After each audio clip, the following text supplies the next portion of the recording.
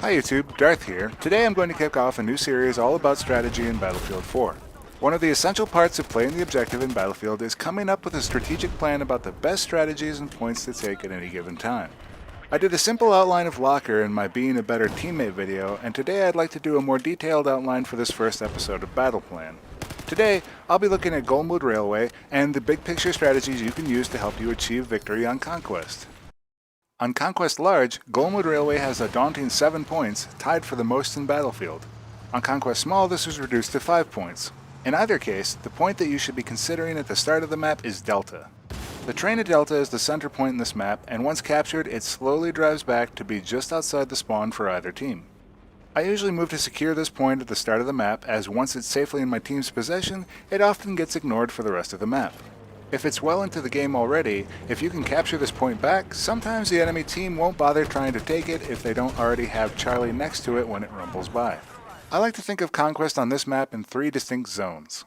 First, there are the Alpha and Bravo points, which are primarily infantry-centric. The bottom portion, encompassing Echo, Foxtrot, and Golf on Large, is primarily an armored combat zone.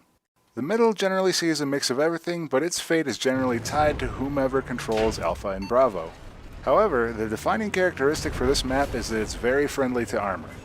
There are a lot of wide open sightlines, and the distances between points are often in excess of 200 meters.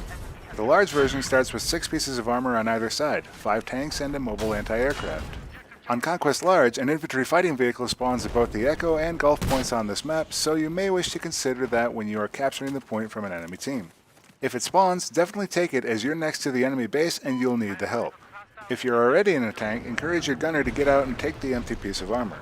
On the small version of Conquest, there's still a good amount of armor with 2 tanks on either side.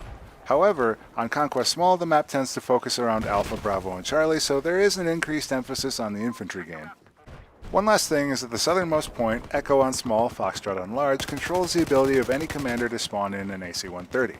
On Golmud, the AC-130 flies a large circle around the southern portion of the map, and for the most part only harasses that point that supplies it. Keep that in mind when you see it in the air, as it's not going to be a problem for the northern part of the map. With some of the logistics of the map out of the way, let's talk a bit about some strategic decisions you can make on this map. As I stated earlier, Delta is easily the most important point you can have in your team's possession, but sometimes it's just out of reach, so what can you do? I think the next easiest set of points to lock down on this map is Alpha and Bravo.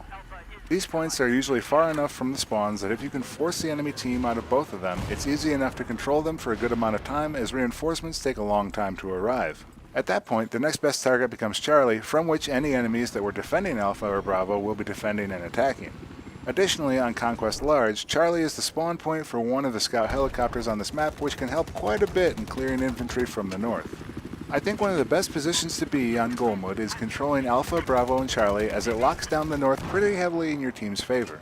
Again, the long travel time from one base to the points on the map plays in your favor. Most infantry are going to need transportation to get anywhere useful in a timely manner. From the north, you simply have to intercept any reinforcements that attempt to arrive from an enemy base. For the most part, I believe that the southernmost point on Golmud is a spoiler. This means that it has very little effect on the outcome of the game. Masses of enemies usually focus on this point, and it doesn't provide a particularly great advantage on the map. It comes with rocket artillery, but this map is so large that the artillery provides a limited benefit. This is because the range of the artillery puts it relatively close to the action and in danger of being targeted by the plentiful enemy armor. This, of course, assumes your armor or air can actually take out a rocket truck. Echo and Golf on Conquest Large usually remain in the hands of the team that they are on. Again, because of the distances involved, these points are rarely captured by the opposing team for long, so the effort seems wasted. So in order of priority on Conquest, go for the train and then seek to lock down the north by capturing Alpha, Bravo, and Charlie. If you can capture Alpha and Charlie at the same time, it's a bit easier to get the trifecta, as assaults from Alpha and Bravo toward Charlie have to go up a narrow middle corridor or over open ground where they can easily be spotted and shot down. Getting this combination and defending it throughout the game can be strong enough to win you the map outright. But what do you do if the other team has already taken Alpha, Bravo, and Charlie from you? Well, as I suggested above, this is a really difficult situation to assault.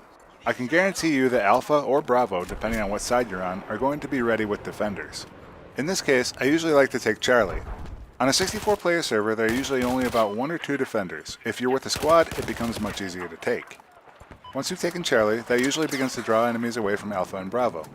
You can stay there and defend, or you can use the opportunity to work your way across to Alpha and Bravo. Let's talk loadouts.